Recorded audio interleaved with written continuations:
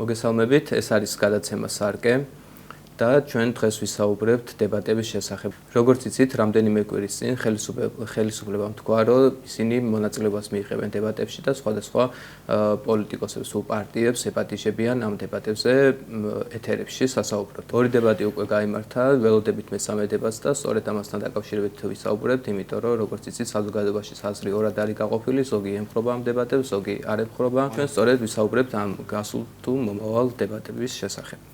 ჩვენი სტუმარია ცნობილი აქტივისტი ბატონი ჯგერე. მოგესალმებით, მივესალმები მაყურებლებს და მადლობა მოწვევისთვის. რას ფიქრობთ დებატების შესახებ ზოგადად, უნდა იმართებოდეს თუ არა საერთოდ დებატები ქვეყანაში, გჭირდება თუ არა? დიახ, ჩვენ დებატებს არასოდეს ვეწინააღმდეგებოდით და პირიქით დემოკრატიულ საზოგადოებაში აუცილებლადაც მიგვაჩნია დებატები, მაგრამ იმ რა სიტუაციაში ჩვენ დღეს ვიმყოფებით, არ შეიძლება მივიღოთ მონაწილეობა დებატებში. რას გულისხმობთ ამ სიტუაციაში, ანუ რა სიტუაციაში ვიმყოფებით დღეს? თქვენ იცით, რომ არალეგიტიმური ხელისუფლება მართავს არასამართლიანი არაპატრიოტები, რუსული რეჟიმი და ჩვენ არ შეიძლება ასეთ ხელისუფლებას დაუჯდეთ და დაუჯდეთ და ვესაუბროთ ამით ჩვენ ლეგიტიმაციას მივანიჭებთ და ასევე მოვახდენთ სიტუაციის ნორმალიზებას. ჩვენ მხოლოდ იმ შემთხვევაში უნდა ვესაუბროთ ხელისუფლებას, როცა ისინი მზად იქნებიან, რომ დათმონ ძალაუფლება, დათმონ ხელისუფლება და გადააბარონ ოპოზიციას. ამის შემდეგ ჩვენ შეგვიძლია თამამად მივიდეთ, დავსხდეთ და ვესაუბროთ. მაგრამ საჭირო ხო არ არის ქართული ოცნების მხარდაჭერებსაც ვესაუბროთ და აუხსნათ მათ თუ როგორ ცუდად და როგორ არასამართლიანად იქცევა ხელისუფლება. ვინც ამდენი ხანი ვერ დაინახა თუ როგორი ხელისუფლება მართავს, როგორი არალეგიტიმური რეჟიმი, რუსული რეჟიმი, იმ ადამიანებთან უკვე საუბარსაც აზრი არ აქვს, ვინც ეს აქამდე ვერ დაინახა.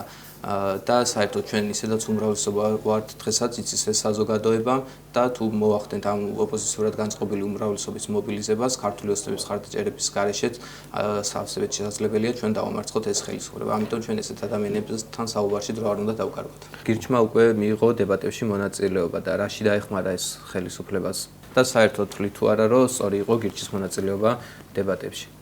ეს ნამდვილად არასწორი ნაბიჯი იყო და ჩემი აზრით კოცური ნაბიჯი იყო, იმიტომ რომ ეს დებატებსაც ვერ დავარქმევთ ჩვენ რაც დავინახეთ იმას და საერთოდ უკვე ორი დებატი გამართა გირჩმა ხელისუფლებასთან და ამით ხო არ ჩამოსულა რუსული რეჟიმი, არ გაქცეულა ხელისუფლება, არ დაუთმიათ არაფერი და ამიტომ ვერ ხედავ ვერანაირ რომ ხელისუფლებასთან დებატები გაიმართოს. ყველაზე მთავარი რაც არის ამ თემაში არის რომ გირჩი ამითი ახდენს ხელისუფლების ლეგიტიმაციას და სიტუაციის ნორმალიზებას, რაც არ დაგვეხმარება არანაირად. თუ დებატებში მონაწილეობა არა, მაშინ რა უნდა აკეთონ პოლიტიკოსებმა? ეს ჩვენ ეხლა ვიმყოფებით ბრძოლაში, უპირისპირდებით რუსულ რეჟიმს და ჩვენ დრო უნდა დავხარჯოთ უფრო მეტად კოორდინაციაში, უფრო მეტი კოორდინაცია უნდა გქონდეს სიმძიმის ცენტრის ჩამოყალიბება, სხვადასხვა პლატფორმების შექმნა და ოპოზიციურად განწყობილი ადამიანების ირგვლივ საერთო სტრატეგიაზე შეთანხმება გჭირდება. ამაზე უნდა იყოს დღეს ოპოზიცია სრულად ორიენტირებული და არა უაზრო საუბარში ხელისუფლებასთან თუ ხელისუფლების ამომრჩევლებთან.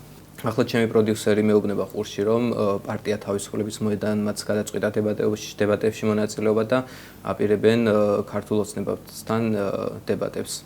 ეს აბსოლუტურად სწორი ნაბიჯია, იმიტომ რომ ჩვენ ყველა შანსი უნდა გამოვიყენოთ ხელისუფლების გასაკრიტიკებლად და პირდაპირ სათქმელად იმისი თუ რას ვფიქრობთ და რომ რუსული რეჟიმი არიან, განსაკუთრებით თუ ამას პროსამთავრობო არხებზე, პროპაგანდისტულ არხებზე შევძლებთ ამის საუბარს, განსაკუთრებით კარგი იქნება, იმიტომ რომ ჩვენ პირდაპირ შევძლებთ საუბარს ქართული ოცნების მხარდამჭერებთან და თქვენ რო ჩემი ძველი ჩანაწერებიც გამოიღოთ, მე არასოდეს არ მithქვამს რომ დებატებს ვეწინააღმდეგებოდი, ამიტომ აბსოლუტურად გამართლებული ნაბიჯია ეს. წეგან ამბობდით რომ ამ სიტუაციაში ხელისუფლებასთან დებატები არ შეიძლებოდა, რა შეიცვალა? დიახ, გარკვეულ სიტუაციაში და გარკვეულ კონტექსტში არ შეიძლება ხელისუფლებასთან დებატები, მაგრამ ამ ბრძოლაში ეს სიტუაცია და კონტექსტი სწრაფად იცვლება, ხშირად იცვლება და ჩვენ უნდა შევძლოთ ამ შეცვლილ სიტუაციასთან ადაპტირება. და მაშინ ანუ ახლა რითი შეიძლება გამართლეს დებატებში მონაწილეობა? დებატები არის საჭირო იმისთვის, რომ ვესაუბროთ ქართული ოცნების მხარდამჭერებსაც და პროპაგანდისტული არხები ამისთვის საუკეთესო საშუალება არის. ჩვენ თუ დავსხდებით მაგალითად რომელიმე პროპაგანდისტულ არხზე და პირდაპირ შევძლებთ ქართული ოცნების მხარდამჭერებთან საუბარს, ჩვენ ეს დაგვეხმარება იმაშიც, რომ ქართული ოცნების მხარდამჭერებით ჩვენკენ მოვიფხროთ და დავარწმუნოთ, რომ ხელისუფლება არასწორად იქცევა. რა სხვაობაა, როცა გირჩი იღებს მონაწილეობას და თავისუფლების მოედანი იღებს მონაწილეობას? თუ ერთი პროცესის მონაწილეობა არ არის ლეგიტიმაცია და ნორმალიზება, მეორესი რატო შეიძლება იყოს ლეგიტიმაცია და ნორმალიზება სიტუაციის.